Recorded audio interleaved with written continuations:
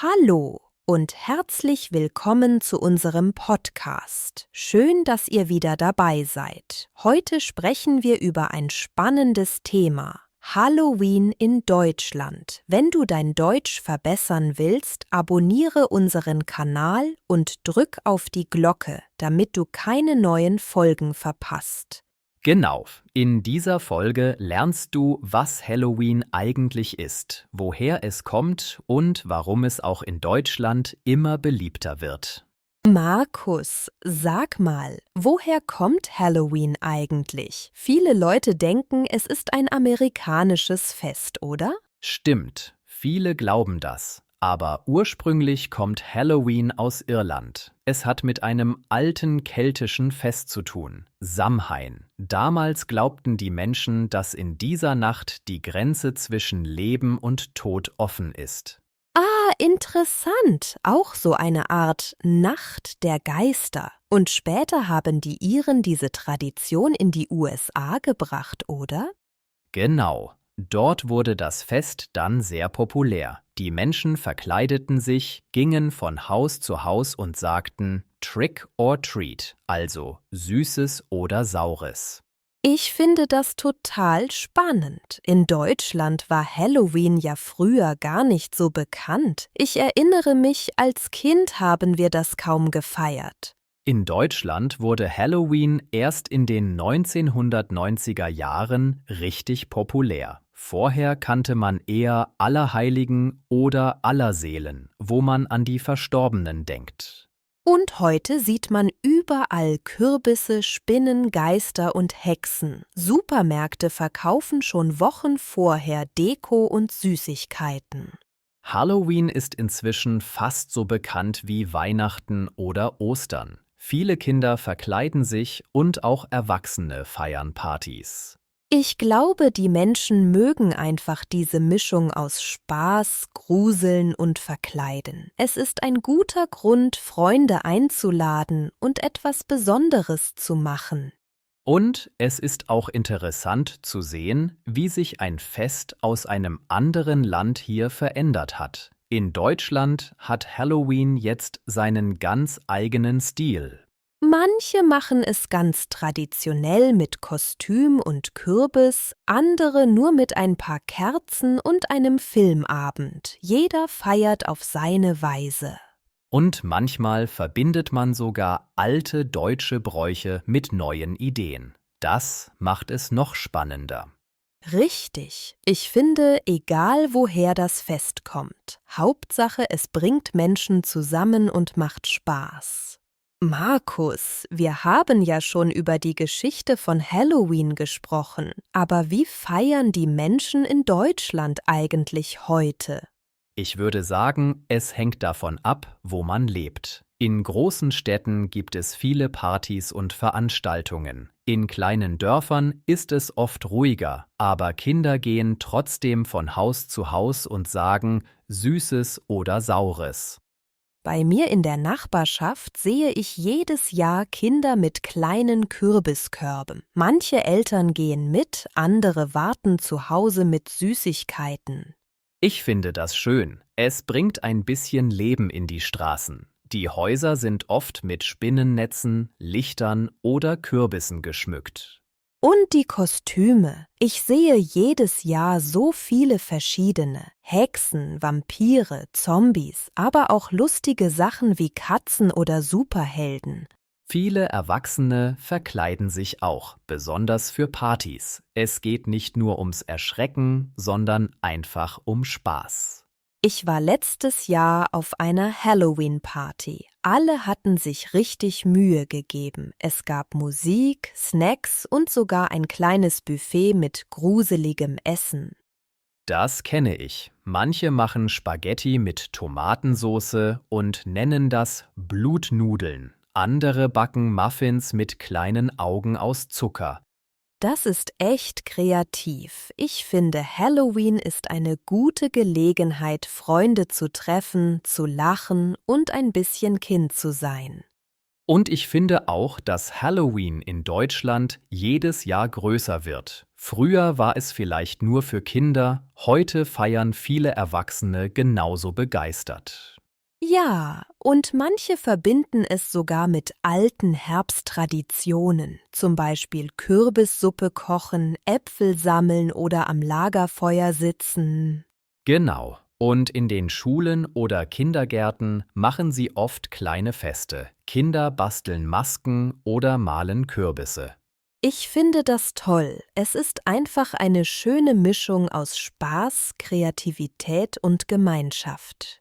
Und egal ob groß oder klein, Hauptsache, man hat Freude daran.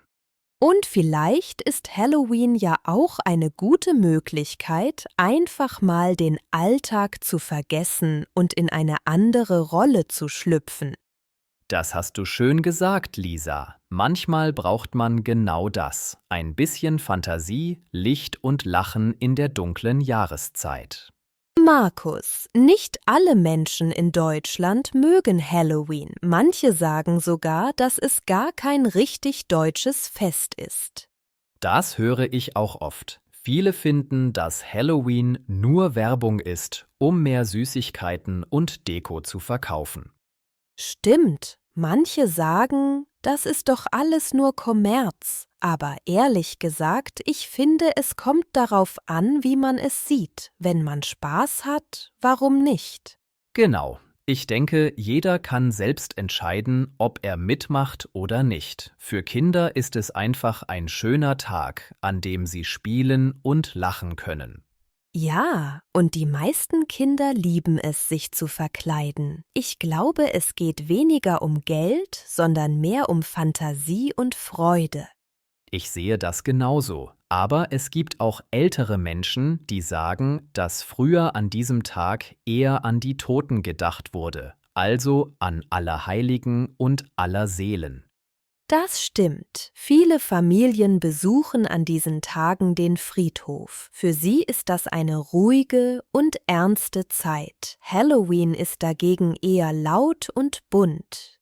Ja, zwei sehr verschiedene Arten zu feiern. Aber ich finde, beides kann nebeneinander existieren. Jeder feiert auf seine Weise. Ich finde auch, dass Halloween ein Stück Kultur geworden ist. Es gehört jetzt einfach dazu, besonders für die jüngeren Generationen. Und man sieht, dass die Menschen kreativ sind. Manche basteln ihre Kostüme selbst, andere machen kleine Feste in der Nachbarschaft. Genau. Ich war mal bei einer Familie, die ein richtig schönes Halloween für die Kinder organisiert hat, mit Spielen, Musik und kleinen Geschenken. Alle hatten Spaß. Ich finde das super. Und ehrlich gesagt, ein bisschen Lachen und Freude tut jedem gut, besonders im Herbst, wenn es draußen dunkel und kalt ist. Da hast du recht. Ich denke, solange man niemanden stört, ist Halloween einfach eine gute Möglichkeit, gemeinsam Zeit zu verbringen. Und vielleicht lernen wir dadurch auch, Feste aus anderen Ländern zu verstehen und zu respektieren. Am Ende geht es doch darum, zusammen zu sein, zu lachen und das Leben zu genießen, egal wie das Fest heißt. Und das ist das Schönste an solchen Tagen.